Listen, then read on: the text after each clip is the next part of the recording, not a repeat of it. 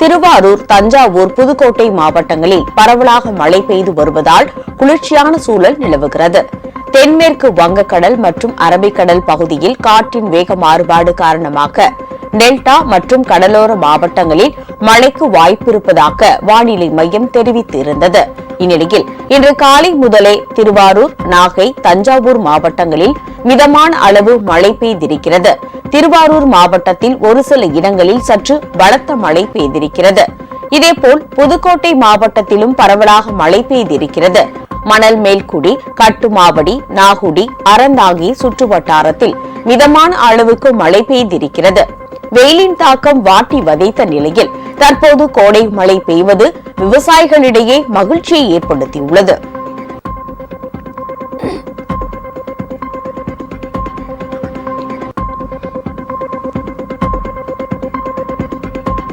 தமிழகத்தை சேர்ந்த 32 மீனவர்களையும் 5 விசைப்படகுகளையும் எல்லை தாண்டிய குற்றச்சாட்டில் இலங்கை கடற்படையினர் சிறைபிடித்து உள்ளனர். தமிழக மீனவர்கள் நேற்று வழக்கம் போல் வங்கக்கடலுக்கு மீன்பிடிக்க சென்றனர். இவர்கள் நடுக்கடலில் மீன்பிடித்த போது ரோந்து வந்த இலங்கை கடற்படையினர் 5 விசைப்படகுகளையும் அதில் இருந்த 32 மீனவர்களையும் சிறைபிடித்து உள்ளனர். அவர்கள் மீது எல்லை தாண்டிய குற்றச்சாட்டு பதிவு செய்யப்பட்டுள்ளது. 32 மீனவர்களும் தற்போது காங்கேசன்துறை கடற்படை முகாமிற்கு அழைத்து செல்லப்பட்டு உள்ளனர். இலங்கை கடற்படை தொடர்ந்து இதுபோன்ற அத்துமீறலில் ஈடுபடுவதால் தங்களது வாழ்வாதாரம் பாதிக்கப்படுவதாக மீனவர்கள் வேதனை தெரிவித்துள்ளனர்.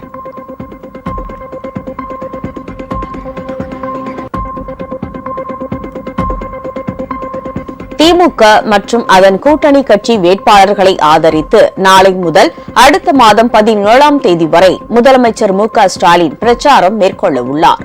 இதற்கான அட்டவணையை திமுக தலைமை வெளியிட்டுள்ளது. அதன்படி நாளை திருச்சி மற்றும் பெரம்பலூர் தொகுதிகளில் போட்டியிடும் திமுக கூட்டணி வேட்பாளர்களை ஆதரித்து முதலமைச்சர் பிரச்சாரம் மேற்கொள்கிறார். 23ஆம் தேதி தஞ்சை மற்றும் நாகையிலும், 25ஆம் தேதி கன்னியாகுமரி மற்றும் திருநெல்வேலி தொகுதிகளிலும் போட்டியிடும் வேட்பாளர்களை ஆதரித்து பிரச்சாரம் மேற்கொள்ள உள்ளார்.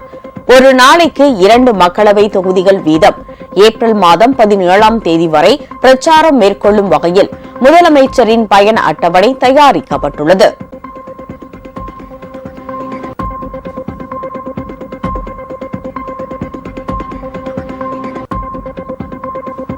நாடாளுமன்ற தேர்தலில் அதிமுக சார்பில் போட்டியிடும் 2வது கட்ட வேட்பாளர்கள் பட்டியல் இன்று வெளியாகிறது. தமிழகத்தில் நாடாளுமன்ற தேர்தல் களம் சூடுபிடிக்க தொடங்கியுள்ளது. அரசியல் கட்சிகள் போட்டியிடும் தொகுதிகள் இறுதி செய்யப்பட்டு தலைவர்கள் பிரச்சாரத்திற்கு தயாராகி வருகிறார்கள். அதிமுக சார்பில் 16 பேர் அடங்கிய முதல் கட்ட வேட்பாளர்கள் பட்டியலை அக்கட்சியின் பொதுச் செயலாளர் எடப்பாடி பழனிசாமி நேற்று வெளியிட்டார்.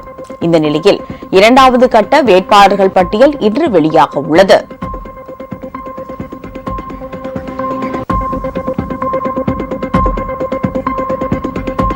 தமிழகத்தில் நாடாளுமன்ற தேர்தலில் போட்டியிடும் காங்கிரஸ் வேட்பாளர் பட்டியல் இன்று வெளியாகிறது. நாடாளுமன்ற தேர்தலில் திமுக கூட்டணியில் அங்கம் வகிக்கும் காங்கிரஸ் கட்சி புதுச்சேரி உட்பட மொத்தம் 10 தொகுதிகளில் போட்டியிடுகிறது. இத்தொகுதிகளில் போட்டியிடும் வேட்பாளர்களை தேர்வு செய்யும் பணியில் தமிழக காங்கிரஸ் கட்சி தீவிரமாக ஈடுபட்டு வந்தது. இந்த நிலையில் வேட்பாளர்கள் பரிந்துரை பட்டியல் காங்கிரஸ் தலைமையகத்திற்கு அனுப்பி வைக்கப்பட்டுள்ள நிலையில் இன்று வேட்பாளர்கள் பட்டியல் வெளியாகிறது.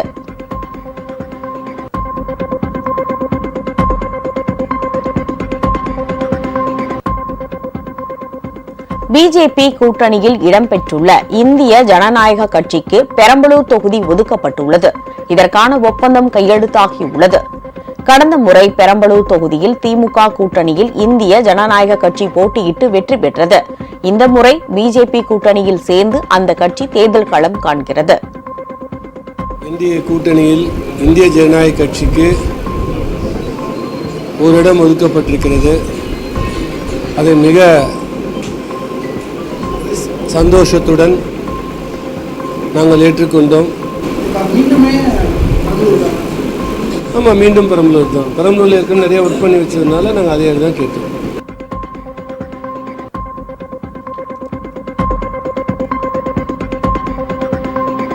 பிஜேபி கூட்டணியில் அங்கம் வகிக்கும் தமாகவிற்கு தொகுதிகள் ஒதுக்கீடு செய்வதில் இழுபறி நீடித்து வருகிறது. தமாக தலைவர் ஜி.கே. வாசன் 4 தொகுதிகள் கேட்ட நிலையில் 2 தொகுதிகளை மட்டுமே வழங்க பிஜேபி முன்வந்ததாக கூறப்படுகிறது. இதனால் உடன்பாடு கையெழுத்தாகவில்லை. இந்த நிலையில் இன்று மீண்டும் தொகுதி பங்கீடு பேச்சுவார்த்தை நடைபெறுவதாக தகவல் வெளியாகியுள்ளது.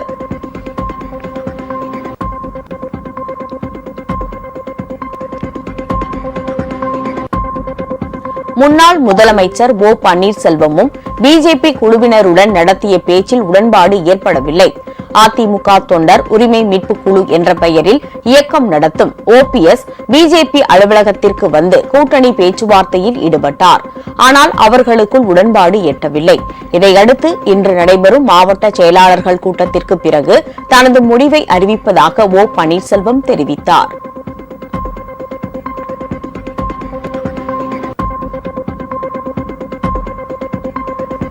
பொன்முடியை மீண்டும் அமைச்சராக நியமிக்க மறுத்த தமிழக ஆளுநர் ஆர் என் ரவிக்கு எதிரான வழக்கு உச்சநீதிமன்றத்தில் இன்று விசாரணைக்கு வருகிறது.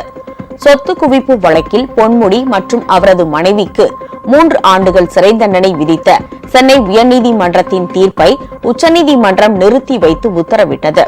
இதையடுத்து பொன்முடிக்கு அமைச்சர் பதவி பிரமாணம் செய்து வைக்குமாறு ஆளுநர் ஆர் என் ரவிக்கு முதலமைச்சர் ஸ்டாலின் பரிந்துரை கடிதம் அனுப்பினார். ஆனால் பொன்முடிக்கு பதவி பிரமாணம் செய்து வைக்க இயலாது என முதலமைச்சருக்கு தமிழக ஆளுநர் ஆர் என் ரவி பதிலளித்தார். இதையடுத்து பொன்முடிக்கு பதவி பிரமாணம் செய்து வைக்காமல் காலம் தாழ்த்துவதாக கூறி ஆளுநருக்கு எதிராக உச்சநீதிமன்றத்தில் தமிழக அரசு வழக்கு தொடுத்துள்ளது. இந்த வழக்கு தலைமை நீதிபதி சந்திரசூட் தலைமையிலான அமர்வில் இன்று விசாரணைக்கு வருகிறது.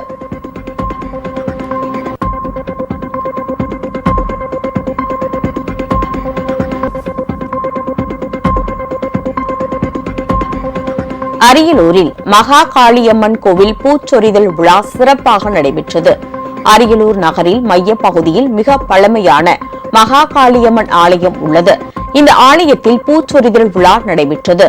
இதையொட்டி பக்தர்கள் அரியலூர் செட்டி ஏரி கரையிலிருந்து மரிக்கொழுந்து, வில்வம், தாளம்பூ, பிச்சிப்பூ, மல்லிகை, முல்லை உள்ளிட்ட பல்வேறு மலர்களை கூடைகளில் ஏந்தி ஆலயத்தை அடைந்தனர். பின்னர் பக்தர்கள் கொண்டு வந்த பூக்களை கொண்டு அம்மனுக்கு பூச்சொரிதல் விழா நடைபெற்றது.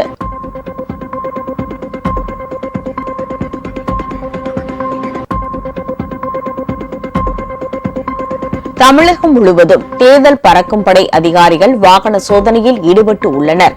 பெரம்பலூர் மாவட்டம் குன்னம் அருகே காரில் உரிய ஆவணங்கள் இன்றி கொண்டு வரப்பட்ட 2 லட்சம் ரூபாயை அதிகாரிகள் பறிமுதல் செய்து அரசு கருவூலத்தில் ஒப்படைத்தனர்.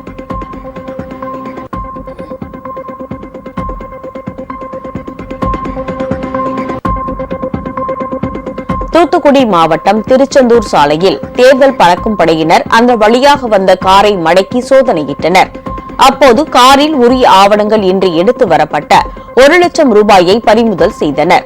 இந்த பணம் பின்னர் தேர்தல் நடத்தும் அதிகாரியிடம் ஒப்படைக்கப்பட்டது.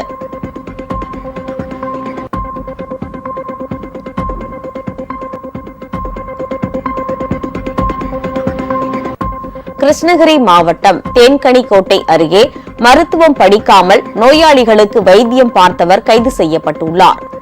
அந்தேபவன் பள்ளி என்ற கிராமத்தில் தவமணி என்ற பெண்மணி மருத்துவம் படிக்காமல் கிளினிக் நடத்தி வருவதாக புகார் எழுந்தன. இதன் பேரில் சுகாதாரத்துறை அதிகாரிகள் கிளினிக்கில் சோதனை நடத்தினர். அப்போது மருத்துவம் படிக்காமல் அனுபவ அடிப்படையில் தவமணி நோயாளிகளுக்கு சிகிச்சை அளித்தது தெரிய வந்தது. இதையடுத்து தவமணியை கைது செய்த போலீசார் அவர் நடத்திய கிளினிக்கையும் மூடி சீல் வைத்தனர்.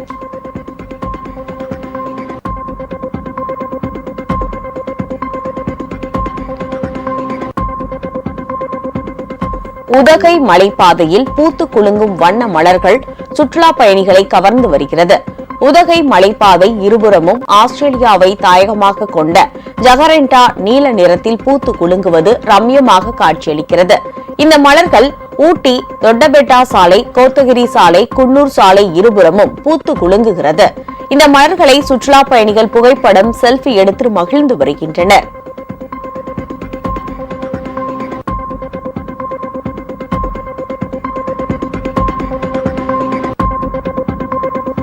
வேலூர் மாவட்டம் காட்பாடியில் 25,000 மதிப்புள்ள கஞ்சா சாக்லேட்டுகளை போலீசார் பறிமுதல் செய்தனர். காட்பாடியில் உள்ள தனியார் பல்கலைக்கழகம் எதிரே உள்ள கடையில் போலீசார் சோதனை மேற்கொண்டனர். அப்போது அந்த கடையில் கஞ்சா சாக்லேட் விற்பனைக்கு வைத்திருந்தது தெரிய வந்தது. இதையடுத்து 13 பாக்கெட்டுகளில் விற்பனைக்கு வைத்திருந்த 520 கஞ்சா சாக்லேட்டுகளை பறிமுதல் செய்த போலீசார் பீகார் மாநிலத்தை சேர்ந்த இருவரை காட்பாடி போலீசார் கைது செய்தனர்.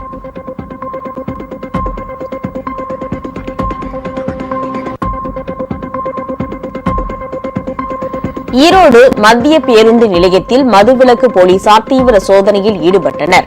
அப்போது சந்தேகத்தை ஏற்படுத்தும் வகையில் நின்று கொண்டிருந்த இளைஞரை பிடித்து விசாரணை செய்தனர். விசாரணையில் அவரிடம் இருந்து 7 கிலோ கஞ்சாவை பறிமுதல் செய்து சிறையில் அடைத்தனர்.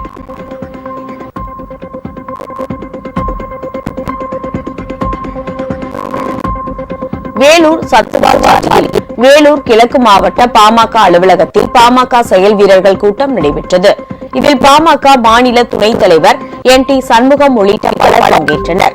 இந்த நிகழ்ச்சியில் கலந்து கொண்ட புதிய நீதி கட்சியின் தலைவர் AC சண்முகம் கடந்த 10 ஆண்டுகளில் பல்வேறு மக்கள் நலத்திட்டங்களை பிரதமர் மோடி செயல்படுத்தியிருப்பதாக கூறினார்.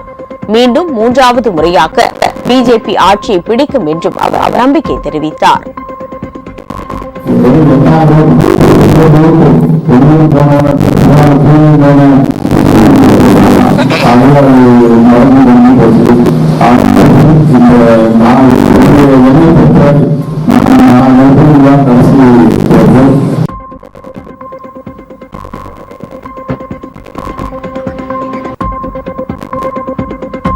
பள்ளிப்பட்டு அருகே கரிம்பேடு நாதாதீஸ்வரர் சன்னதியிலிருந்து டாக்டர் ஜெகத் ரட்சகன் தேர்தல் பிரச்சாரத்தை தொடங்கினார்.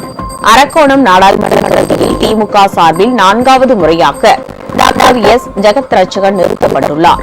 அவர் பள்ளிப்பட்டு அருகே கரிம்பேடு கிராமத்தில் ஸ்ரீ நாதாதீஸ்வரர் சுவாமியை வழிபட்டு தேர்தல் பிரச்சாரத்தை தொடங்கினார். அவருக்கு திருவள்ளூர் மேற்கு மாவட்ட திமுக செயலாளர் சந்திரன் உள்ளிட்ட பலர் பங்கேற்று உற்சாக வரவேற்பு அளித்தனர். இதையடுத்து பள்ளிப்பட்டு, பதத்திரப்பேட்டை, RK-பேட்டை, திருத்தணி ஆகிய பகுதிகளில் திமுக கூட்டணி கட்சிகளின் நிர்வாகிகளை சந்தித்து ஆதரவு திரட்டினார்.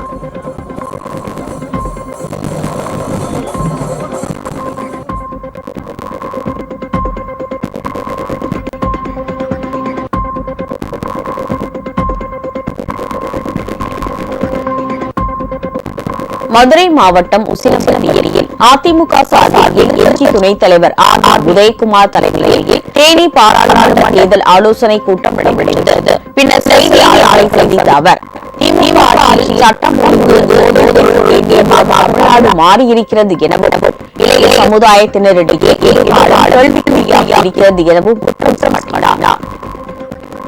திமுகவுடைய மக்கள் விரோத குறிப்பாக இன்றைக்கு போதைப் பொருள் கேந்திரமாக தமிழ்நாடு மாறியது இளைய சமுதாயம் கேள்விக்குறியாக இருக்கிறது.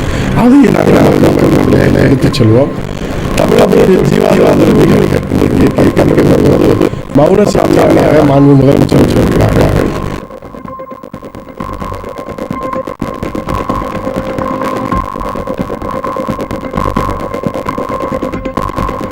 பிஜேபியும் பாமக கூட்டணி சேர்ந்திருப்பது மிக மோசமான கொள்கை முரண்பாடு என திருவாரூரில் நடைபெற்ற வேட்பாளர் அறிமுக கூட்டத்தில் முன்னாள் அமைச்சர் OS மணியன் தெரிவித்துள்ளார். திருவாரூர் நகரத்திற்குட்பட்ட பனகன சாலையில் உள்ள அதிமுக நகர அலுவலகத்தில் அதிமுக நாடாளுமன்ற வேட்பாளர் அறிவிக்கப்பட்டுள்ள சுர்ஜித் சர்க்காரி அறிமுக கூட்டம் நடைபெற்றது. இதில் முன்னாள் அமைச்சர் OS மணியன் கலந்து பேசினார். அப்போது இடஒதுக்கீடு வேண்டாம் என்கிற கட்சியோடு இடஒதுக்கீடு கட்சியில் உள்ள நாமதால் குறிப்பை சொல்லலாம் என வலியுறுத்தினார்.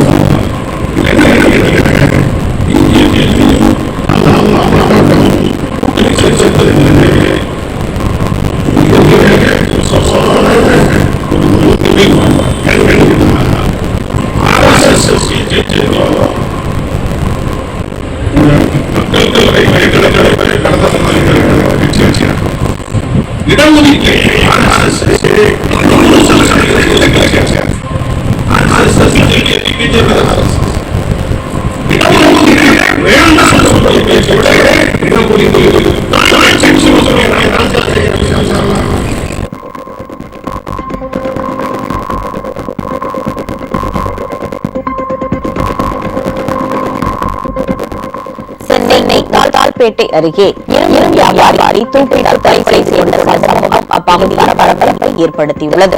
முத்தால்பேட்டை அருகே வசித்து வருவர் தேவியராஜ். இவர் வாழ்க்கையை காக்க ஐடிஎஃப்சி வங்கியில் லோன் பெற்றதாக கூறப்படுகிறது.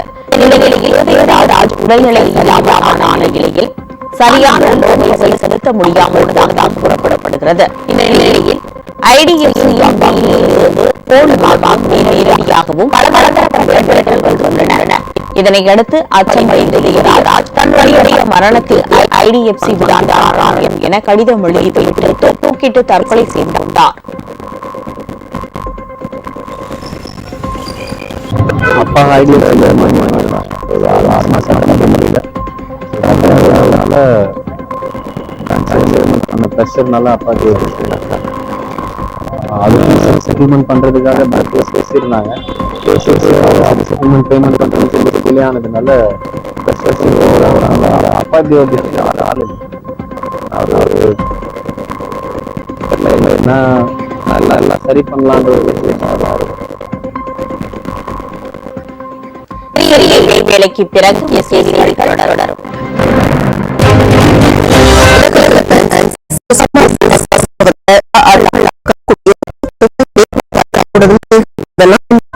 தனியார் கட்டுமான 25 பிரிவுகள் 12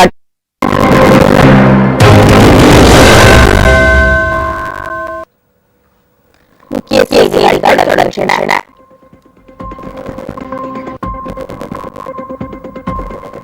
சென்னையில் உள்ள தனியார் கட்டுமான நிறுவனத்திற்கு சொந்தமான 10 மேற்பட்ட இடங்களில் இன்று வருமான வரித்துறை அதிகாரிகள் சோதனை நடத்தி வருகிறார்கள். சென்னையில் உள்ள பிரபல தனியார் கட்டுமான நிறுவனத்தில் கடந்த ஆண்டு வருமான வரித்துறை அதிகாரிகள் சோதனை நடத்தினார்கள். அதன் தொடர்ச்சியாக இன்று எழும்பூர், அண்ணா நகர், ஆழ்வார்பேட்டை, நீலாங்கரை, நந்தனம், அடையாறு உள்ளிட்ட இடங்களில் செயல்படும் கட்டுமான நிறுவன அலுவலகங்களிலும் வருமான வரித்துறை சோதனை நடைபெறுகிறது. வரி ஏய்ப்பு மற்றும் கணக்கில் வராத பணம் தொடர்பான புகார்களின் பேரில் இந்த சோதனை நடைபெறுவதாக தகவல் வெளியாகியுள்ளது.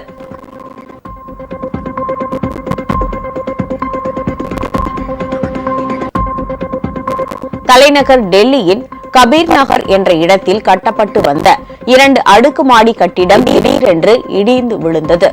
அதில் 2 தொழிலாளர்கள் உயிரிழந்தனர். ஒருவர் பலத்த காயமடைந்தார். கபீர் நகர் பகுதியில் இருந்து அதிகாலை 2 மணியளவில் கட்டிடம் இடிந்து விழுந்ததாக அவசர காவல்துறையினருக்கு தொலைபேசியில் தெரிவிக்கப்பட்டது. இதையடுத்து போலீசாரும் மீட்புக் குழுவினரும் சம்பவ இடத்திற்கு விரைந்து சென்று மீட்பு பணியில் ஈடுபட்டனர். கட்டிட இடிபாடுகளில் சிக்கிய 3 தொழிலாளர்களில் 2 பேர் உயிரிழந்தனர். ஒருவருக்கு பலத்த காயம் ஏற்பட்டது. அவரை மீட்ட போலீசார் மருத்துவமனையில் அனுமதித்தனர். கட்டிட உரிமையாளர் மீது சட்டப்பூர்வ நடவடிக்கை எடுக்க திட்டமிட்டிருப்பதாக போலீசார் தெரிவித்தனர். கட்டிடம் இடிந்து விழுந்ததற்கான காரணம் குறித்தும் விசாரணை நடைபெறுகிறது.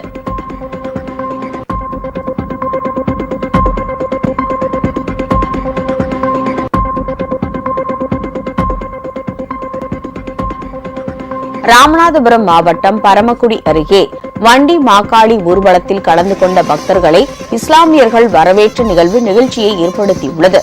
பரமக்குடி ஸ்ரீ முத்தாள பரமேஸ்வரி அம்மன் கோயில் பங்குனி திருவிழா 4ஆம் நாள் விழாவில் வன்னியர் குல சத்திரியர் பேரவை சார்பில் வண்டி மாகாளி ஊர்வலம் நடைபெற்றது. இந்த வண்டி மாகாளி ஊர்வலம் பரமக்குடி சின்னக்கடை பகுதியில் அமைந்துள்ள கீழ பள்ளிவாசல் வழியாக சென்றது. அப்போது பள்ளிவாசல் நுழைவு வாயில் இருந்த இஸ்லாமியர்கள் ஊர்வலத்தில் சென்றவர்களை வரவேற்றும் வேஷம் போட்டு ஆடிச் சென்ற பக்தர்களுக்கும் தண்ணீர், பிஸ்கட் உள்ளிட்டவைகளை வழங்கினர்.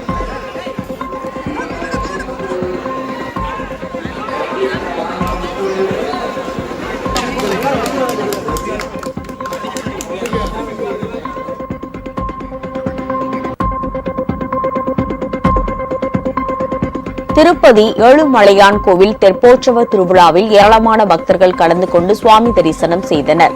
திருப்பதி மலையில் ஒவ்வொரு ஆண்டும் 5 நாட்கள் ஏழுமலையானுக்கு தெப்போற்சவம் நடைபெறுவது வழக்கம். அந்த வகையில் இந்த ஆண்டுக்கான தெப்போற்சவம் நேற்று துவங்கியது. தெப்போற்சவத்தின் முதல் நாளான நேற்று சீதாதேவி சமேத ராமர், லக்ஷ்மணர், ஆஞ்சநேயர் ஆகியோர் உற்சவர்கள் தெப்பத்தில் எழுந்தருளி 3 சுற்றுகள் வலம் வந்தனர். இதனை ஏராளமான பக்தர்கள் கண்டுகளித்தனர்.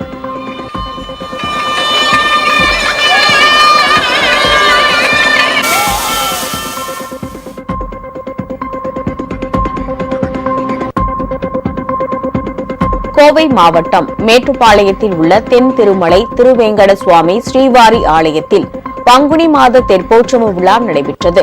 விழாவில் திரளான பக்தர்கள் கலந்து கொண்டனர். கோவில் குளத்தில் ஸ்ரீராமர், சீதா, லட்சுமணர், ஆஞ்சநேயருடன் தீர்த்தவாரி குளத்தில் தெப்பத்தில் எழுந்தருளினர்.